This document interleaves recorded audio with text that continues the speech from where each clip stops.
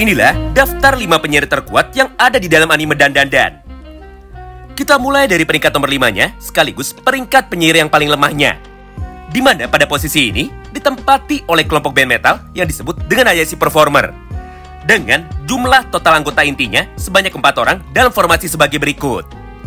Yaitu vokalis, lead gitar, rhythm gitar, dan yang terakhirnya adalah seorang drummer. Nah, menurut Seiko, para anggota dari Hayashi Performer ini ternyata sama sekali tidak sensitif kepada kehadiran dari para hantu. Yang artinya, mereka semua sama sekali tidak bisa melihat hantu, tapi hanya bisa merasakan kehadirannya saja.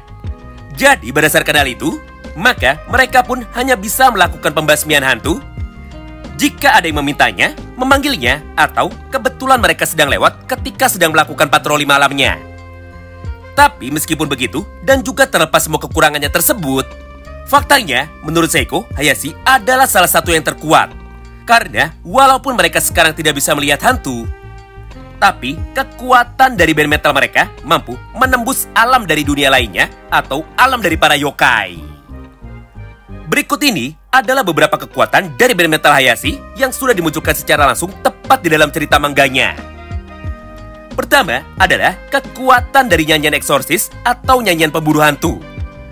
Di mana ketika band metal ini sudah mulai memainkan lagunya, maka tubuh dari para yokai yang kebetulan sudah dijadikan target nantinya akan menjadi terbakar, tidak peduli sekuat apa kehebatan dari yokai tersebut. Contohnya ada pada gambar ini. Mengingat pada kesempatan itu, band metal Hayashi sekarang kebetulan sedang dipanggil oleh Seiko untuk bisa memburu hantu dari Evil Eye yang kebetulan sedang berada di dalam tubuh dari Jiji. Dan yang keduanya disebut dengan Kekai Song atau nyanyian lagu pelindung. Di mana ketika mereka sudah menyanyikan lagu ini, maka mereka semua pun nantinya akan bisa membuat sebuah dinding pelindung besar di sekitar tempat mereka berdiri. Dengan bentuk jaring-jaring seperti pada gambar itu. Sehingga tidak ada satupun lawan yang mampu menghentikan pertunjukan dari mereka. Dan juga tidak ada satupun lawan yang mampu menyerang tubuh dari mereka. Sayangnya, kekuatan dari band metal ini tidak bisa digunakan secara bersama-sama. Karena semua kemampuannya itu bergantung kepada lagu yang sedang dimainkan. Jadi, ketika mereka menggunakan kekuatannya untuk bisa menyerang, maka mereka pun jadi tidak bisa bertahan. Begitupun sebaliknya, jika mereka menggunakan kekuatan pertahanan, maka mereka pun jadi tidak bisa menyerang. Lalu pada peringkat nomor 4-nya ditempati oleh Manjiro. Dia adalah seorang YouTuber sekaligus salah satu penyiar terkuat dari kota sebelah yang kebetulan sekarang masih belajar. Mengingat Manjiro adalah salah satu murid dari nenek Seiko itu sendiri. Nah, sebagai murid dari Seiko, sudah jelas kekuatan dari Manjiro sangatlah beragam sekali dan juga sangatlah luar biasa hebat. Pertama, Manjiro memiliki teknik bertarung dari berbagai macam seni bela diri. Mulai dari taekwondo, judo, boxing, bahkan sampai dengan karate. Dengan kekuatannya inilah, Manjiro pun bisa bertarung dengan imbang ketika berhadapan dengan Evil Eye. Walaupun pada saat itu, Manjiro tidak menggunakan kekuatan dari syamannya. Lalu kekuatannya yang kedua adalah daya tahan tubuh, kecepatan dan juga refleks yang jauh berada di atas rata-rata manusia normal. Mengingat walaupun dirinya tidak memiliki kekuatan yokai sama seperti Okarun, tapi faktanya Manjiro adalah salah satu orang yang mampu menahan kekuatan dari seorang Evil Eye. Sampai pada akhirnya Seiko pun bisa datang juga untuk dapat membantu mereka semua. Bahkan saking hebatnya Manjiro, maka di dalam ceritanya, dialah yang diberikan tugas oleh Seiko untuk bisa menyegel dan juga menyimpan celana dalam dari hantu Evil Eye. Selanjutnya, penyihir terkuat nomor 3-nya berasal dari ras yang bukan manusia. Oh iya, supaya tidak bingung, di dalam cerita Dandadan bukan hanya yokai dan juga bukan hanya alien saja yang sekarang sedang berperang. Tapi banyak sekali ras lainnya yang nantinya akan dimunculkan di dalam ceritanya atau sekedar disebut di dalam ceritanya. Contohnya adalah ras dari para vampir, peri, bahkan sampai dengan ras monster. Berdasarkan hal itu, maka jangan heran jika pada peringkat nomor 3-nya bukan ditempati oleh manusia, tapi ditempati oleh seorang monster dari alam dunia bawah. Atau lebih dikenal dengan sebutan ras subteranian. Yap, benar banget. Ras ini mirip seperti ras dari monster subteranian lain yang ada di dalam anime One Punch Man. Intinya, mereka adalah monster yang berasal dari dalam perut bumi. Di mana untuk sekarang, mereka pun sudah lama sekali menyamar sebagai manusia, serta hidup berdampingan bersama manusia dengan sangat damai tanpa mencoba untuk bisa membuat kekacauan. Salah satu di antara mereka adalah kelompok dari Kito Family. Mereka adalah kelompok dukun aliran sesat yang menyembah makhluk kriptid, yaitu cacing Mongolia. Nah, ketua dari mereka, yaitu Naki Kito, merupakan salah satu dukun yang terkuatnya. Di mana sejak waktu 200 tahun yang lalu, mereka pun sudah melakukan pengorbanan manusia atau memberikan tumbal manusia untuk bisa diberikan kepada monster cacing Mongolian supaya kehidupan di dalam desa mereka bisa menjadi damai dan juga supaya cacing Mongolia tidak membuat kekacauan di dunia manusia. Dan anehnya, semua tumbal yang dilakukan oleh Naki nampaknya selalu berhasil. Karena selama lebih dari 200 tahun, desa dari mereka selalu bisa hidup dengan damai. Bahkan, keluarga dari Kito dicintai oleh para manusia lainnya. Serta mereka pun baru bisa dikalahkan ketika sudah ditangkap oleh polisi, bukan dibunuh oleh kelompok dari Okarun.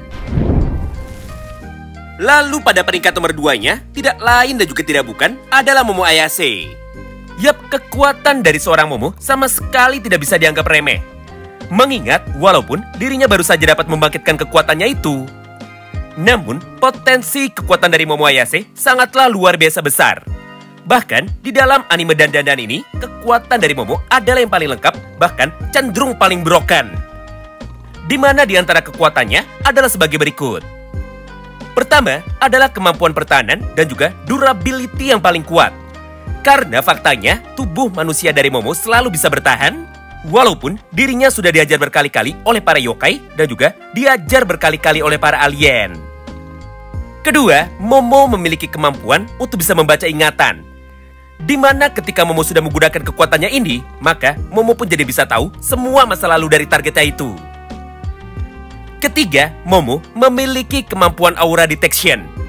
Dengan menggunakan kekuatan aura detectionnya ini, Momo pun bisa melihat aura dari para yokai dan Momo pun juga bisa menyentuhnya.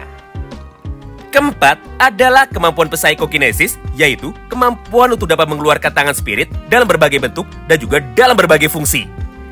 Di satu sisi, Momo bisa menggunakan kekuatan ini untuk dapat langsung menyerang. Namun di sisi lainnya, Momo pun juga bisa menggunakan kekuatan dari tangannya itu untuk dapat menggerakkan benda lainnya. Contohnya adalah ketika Momo sedang menggerakkan tubuh robot milik kita yang rusak, yaitu robot Zeta Dundam. Dan yang kelima, Momo juga bisa menggunakan kekuatan dari Kamehameha mirip seperti anime Dragon Ball. Di mana di dalam anime Dandadan, teknik Kamehameha disebut dengan teknik Tribeam, yang bentuknya kurang lebih adalah seperti ini. Dan yang keenamnya adalah kekuatan pertemanan.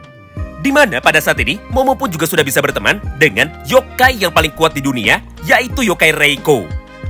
Sehingga dengan bantuan dari Reiko, maka pasukan dari para alien yang datang dengan jumlah jutaan akhirnya bisa dikalahkan dengan sangat mudah. Andai saja pada saat itu Momo tidak berteman dengan Reiko, maka manga dari Dandadan pasti akan langsung tamat pada chapter yang ke-100-an saja. Nah, sekarang kita masuk ke dalam penyihir peringkat nomor 1-nya, sekaligus penyihir paling kuat di dalam anime Dandadan. Dia adalah Seiko Ayase, alias nenek dari Momo itu sendiri. Yap, dialah ketua dari kelompok Okarun, sekaligus dialah yang rumahnya selalu dijadikan markas oleh kelompok dari Okarun. Ditambah, dia jugalah orang yang selama ini selalu mengajarkan Okarun, Jiji, Momo, serta para anggota kelompok dari Okarun yang lainnya. Jadi tanpa adanya bimbingan dari Seiko, maka belum tentu Okarun dan juga teman-temannya bisa bertahan sampai dengan detik ini. Sayangnya, sampai dengan detik ini, masa lalu dari Seiko sama sekali tidak pernah dibahas. Kenapa Seiko sekarang sama sekali tidak bisa bertambah menjadi semakin tua? Lalu, apa hubungan dari Seiko dan juga Sanjome? Mengingat mereka berdua sama-sama terlihat masih sangat muda. Padahal aslinya mereka berdua sudah kakek-kakek dan juga sudah nenek-nenek. Berdasarkan hal itu, maka apakah mungkin salah satu dari mereka adalah ras dari vampir? Mengingat sejauh ini, vampir adalah salah satu ras yang paling sering sekali disebut di dalam manganya, tapi tidak pernah dimunculkan secara langsung. Atau malah kekuatan tidak bisa menua mereka, hanyalah sebuah kekuatan biasa saja, mirip seperti kekuatan dari Tsunade. Nah, bagaimana menurut kalian? Dari semua penyihir yang ada di dalam anime Dandadan ini, manakah menurut kalian yang paling kuat? Itulah semua poin pembahasan singkat yang dapat kami sampaikan kepada kalian semua tepat pada video hari ini. Terima kasih banyak yang sudah simak video ini sampai habis dan salam baku hantam.